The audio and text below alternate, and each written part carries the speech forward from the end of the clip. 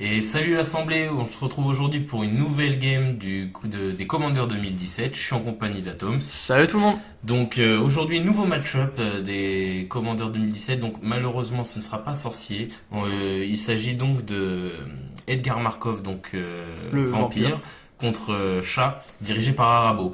Donc c'est Gigi qui est moi-même, aka moi-même, qui est aux commandes du vampire. Et c'est Atoms qui comme à la vidéo précédente, est aux commandes de Arabo.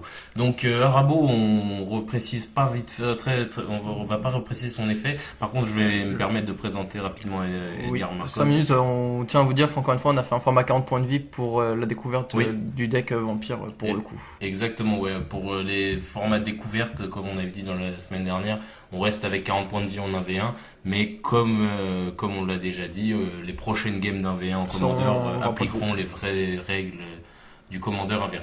Donc Edgar Markov, donc il a l'imminence comme tous les généraux de Commander 2017. C'est ça. Donc son imminence fait que à chaque fois que je caste un sort de vampire autre que lui, important de préciser, ça spawn un token 1-1 vampire noir. Donc ça va vraiment te donner une board présence vraiment importante voilà, facilement. Donc c'est pour ça que les premières listes d'Edgar Markov jouées en tournoi EDH ont complètement modifié, hein, c'est pas du tout le même deck, et ils misent en fait que sur des petits vampires pour faire un effet de masse hyper proportionnel. Et quand il est sur le champ de bataille, donc il a l'initiative célérité 4-4, et quand il attaque, bien sûr, c'est pas quand il touche, c'est quand il attaque, il met un marqueur plus important sur tous les autres vampires et pas seulement ceux qui attaquent. Donc voilà, c'était pour mettre un petit peu dans le bain. Donc c'est parti, chat contre vampire. Donc tu commences Atoms avec ton Manland et une plaine pour poser tes potes pieds d'agile, donc qui sont les bots parfaites pour toi. C'est ça. Comme ça comptera pas l'effet de l'éminence de mon général. Voilà, exactement, contrairement aux bots au shroud des jambières d'éclair, qui sont meilleurs en termes de coups, mais là pour le coup qui fonctionnent moins bien. Et moi je commence avec une buveuse de dîmes, donc une 2-1 lien de vie extort. Donc l'extort, pour ceux qui connaissent pas, donc est une extension qui est sortie à Return to Ravnica. C'est à chaque fois que tu lances un sort, tu peux rajouter un mana Orzhov pour drain de 1. Tout à fait. Et moi pour ma part, donc je vais sortir Kemba Carrégente. Donc l'une des seules créatures que j'ai qui va me permettre de donner de la présence sur de mon deck. Bien sûr sous la contrainte qu'elle soit équipée, mais de base dans le deck il doit avoir à peu près un nombre égal d'artefacts et de créatures. Donc c'est pas, il y a de quoi lui donner en équipement.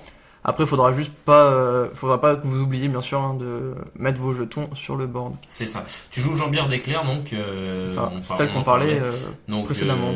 Qui sont meilleurs en termes de coups que les bottes de pied d'agile, mais qui donnent le shroud à la place le linceul à la place de la défense talismanique, ce qui rend donc tes créatures équipées intouchables par le +3/+3 du Arabo. Oui, mais après elle est utile avec la créature qui me permet de jouer mes artefacts en éphémère. Exactement. Les équipements en éphémère. Du coup, Balan. Ou même oui et non. Balan, ça peut aider aussi. Ouais, mais elle pourra plus être touchée par le +3/+3 malheureusement. Bien sûr. Fin crépitante de mon côté, c'est une carte extrêmement puissante pour jouer contre tes Arthos justement. D'autant plus que contrairement, excuse-moi de. Non, mais il y a pas de souci, vas-y. D'autant plus que pour le coup, comme j'ai très peu de créatures, c'est vraiment fatal pour moi de. Exactement. Ça, genre t'as qu'un seul choix par la fin crépitante, du coup forcément. Exactement. Après la fin crépitante pour le coup c'est pas vraiment un choix parce que c'est la créature la plus élevée. Oui, bien sûr, mais quand j'en ai qu'une. Exactement. Donc là je commence à te saucer avec mes deux petits bodies. Donc voilà, la force du deck vampire aussi, c'est que elle a un effet très exponentiel, c'est-à-dire que le moindre vampire que je joue, ça en joue un deuxième. Et ça a beau être que des 1-1, c'est des créatures qui se sacrifient par le passe-crâne, par exemple, qui font un CA monstrueux, et c'est aussi des créatures qui sont boostées par l'effet d'Edgar quand il attaque. Donc c'est vraiment pas, au début moi aussi je me suis dit tiens, quand j'avais vu Edgar au début, je me suis dit tiens mais c'est juste une 1-1 en fait, sans effet, pas de lien de vie, rien du tout. Mais en fait c'est extrêmement puissant. Et même avec tout, t'as pas mal de sorts qui nécessitent soit des sacrifices, soit des soit des engagements de type vampire, donc forcément ça va te donner de la masse pour tes effets, et c'est fort sympathique. Exactement. Et là tu joues Balan du coup que tu peux à double équiper. Malheureusement il peut pas être sous l'effet d'Arabo, mais ça devient quand même une 3-3 double init qui inflige donc du 6. C'est ça. Ça revient même au final c'est plus sur le compte que c'est plus utile d'avoir la double init. Bon là pour le coup j'ai attaqué, vous me direz. Mais au niveau de l'attaque, que je gagne le +3/+3 par en tout cas à ce niveau-là de la partie, hein, bien sûr. que je gagne le +3/+3 ou le double init, ça revient plus ou moins au même. Après, si t'as le double init et le +3/+3, là c'est sûr, encore une fois. Ça mange bien. Je vois que dans ma main j'ai un GoFor un GoFor the Truth, donc qui a aucune cible actuellement, malheureusement. Enfin, heureusement pour Athos, du coup. Plutôt, ouais. Et par contre, je vois que j'ai l'intendant Vaseur, je crois que c'est lui. Très bonne carte. C'est lui que je vais jouer, mais si c'est lui. Donc, intendant sans Vaseur. Lui, il est vraiment bien. En fait, c'est une carte qui fonctionne pas si bien que ça au final avec Edgar, puisqu'il donne une capacité qu'il a déjà. C'est ça. Mais par contre, l'une des grosses mécaniques des Commanders 2017, c'est que on nous a donné comme tous les Commanders, mais là ils ont vraiment fait en sorte que ça fonctionne correctement. Ils ont donné 2 cartes en plus par légendaires. 2 légendaires qui sont permutables. C'est comme ça dans tous les Commanders qui donnent, ils ont toujours mais ceux-là ils fonctionnent vraiment. Enfin, l'alchimie a été vraiment mieux réfléchie, je trouve. Et du coup, si je décide de mettre Matas ou Lycia qui n'ont pas la hâte, là pour le coup c'est très intéressant. Même ça peut être très intéressant aussi si tu voles un commandant adverse au tour où il l'a joué, ça lui donnera du coup la célérité pendant ton tour. Sachant qu'il y a cette mécanique dans le deck vampire qui est présente, tout à fait, avec le vampire captivant et le 109, c'est ça. Et on verra dans ces games. Tu joues Arabo. Je joue Arabo, donc du coup je lui donne les bottes gratuites. D'équipement qui du coup ça m'est moins dérangeant car il peut pas cibler par lui-même, donc par ses propres effets. Et du coup ça rend mon Balan ciblable. Donc c'était très bien joué. Totalement. Sachant que Balan a de base le first strike, donc là il n'était même pas inquiété, tu pouvais attaquer comme tu voulais, ce que tu voulais. Tu peux vraiment Balan, c'est super bonne carte. Surtout pour son coup de jeu. C'est un très bon body, vraiment il est exceptionnel.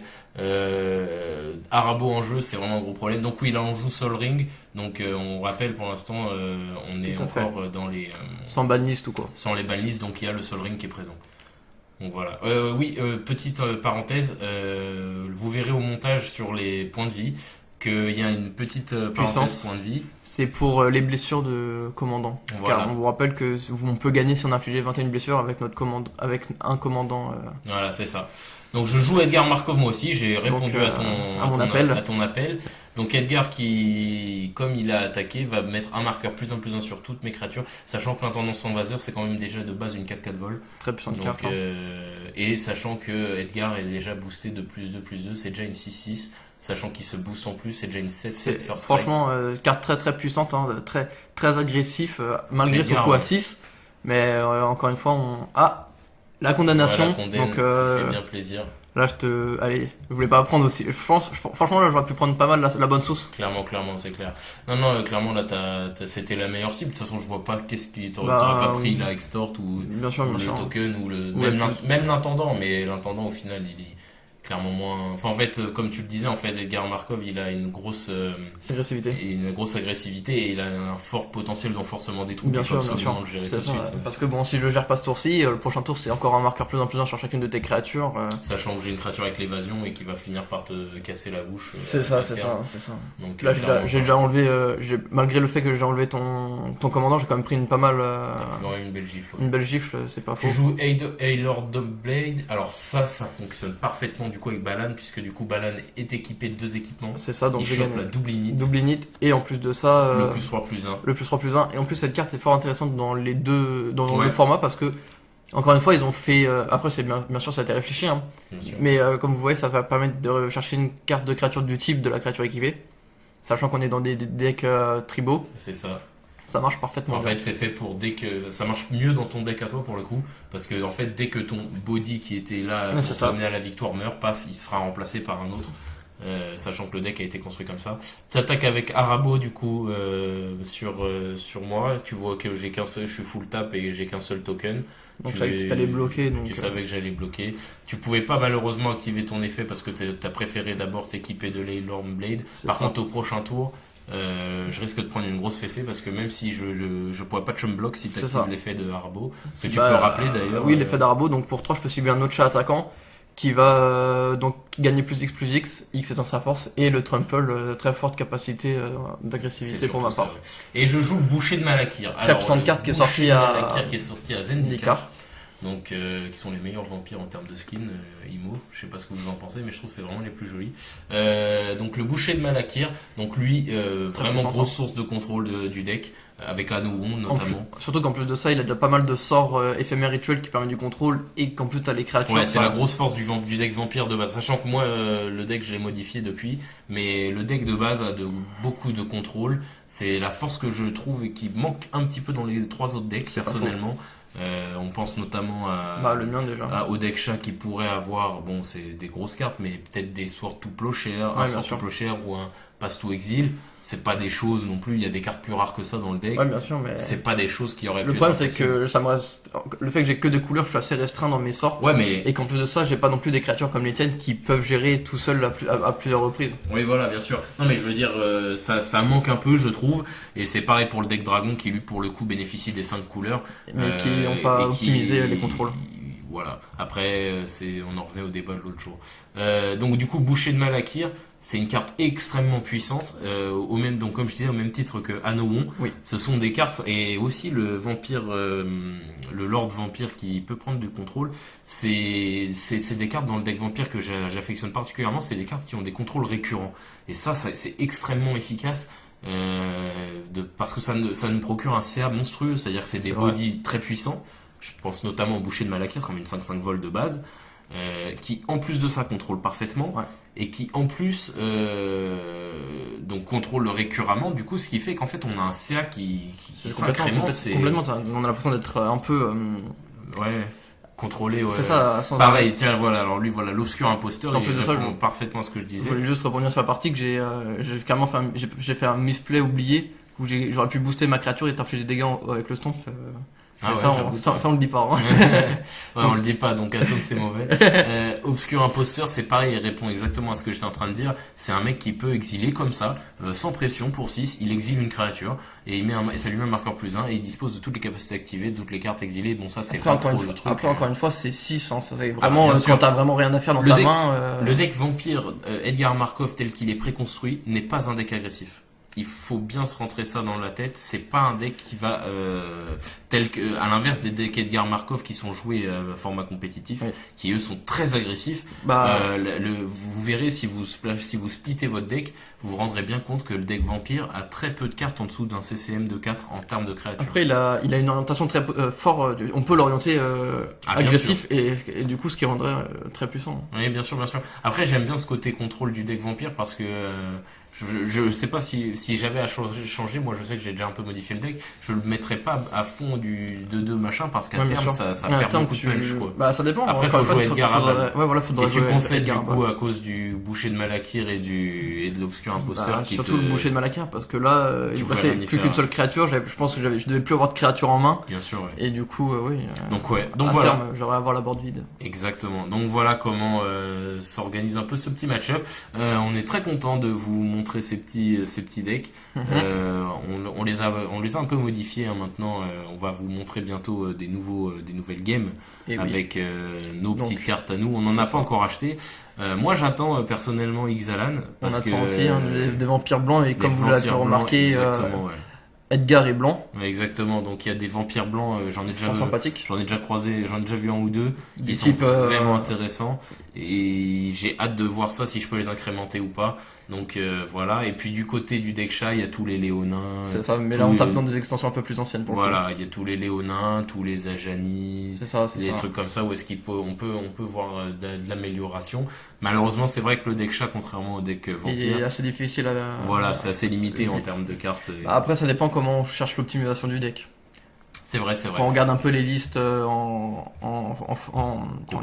compétitif, contrairement à la liste vendue de base, il y a clairement moins d'artefacts et beaucoup plus de créatures. Ouais, c'est ça. Puis c'est comme Atraxa qui était sorti la dernière édition de Commander. Elle a été très très jouée aussi. En fait, les formats compétitifs se servent surtout du général et de l'idée générale du deck, sans vouloir faire de jeu de mots. C'est l'idée générale du fonctionnement, et après ils l'adaptent à un format de manière tout autre. Après, dans ceux qui sont sortis, je vois difficile de faire autre chose que du tribal, bien sûr. Que du tribal. Hein. Bien sûr, bien sûr. Donc voilà, c'est comme ça que se finit cette petite game découverte. Donc, on espère qu'elle vous aura plu. On tenait à vous remercier. Totalement.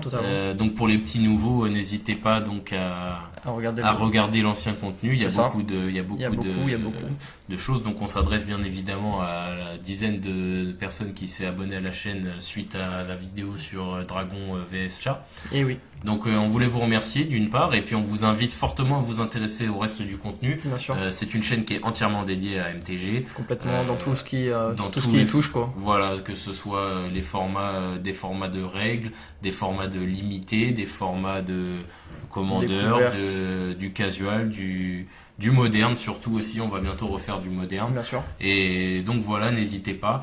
Nous en tout cas, on va continuer dans cette voie-là. On est super contents et on va toujours donner notre max, et on va se retrouver pour la semaine prochaine pour une nouvelle vidéo. Tom, tu as quelque chose d'autre à rajouter? Bien sûr. Donc vous pouvez toujours liker la vidéo, lâcher un commentaire si vous avez quelque chose à dire par rapport à ce qu'on on a dit ou ce qui se passe dans le match. Exactement. Vous abonnez à la chaîne YouTube, à la page Facebook. Ouais, exactement. Et puis voilà, on vous souhaite un bon week-end puisque cette vidéo sortira vendredi. Totalement. On vous souhaite un bon week-end et on vous dit à la semaine prochaine, l'Assemblée. Salut tout le monde. Salut tout le monde.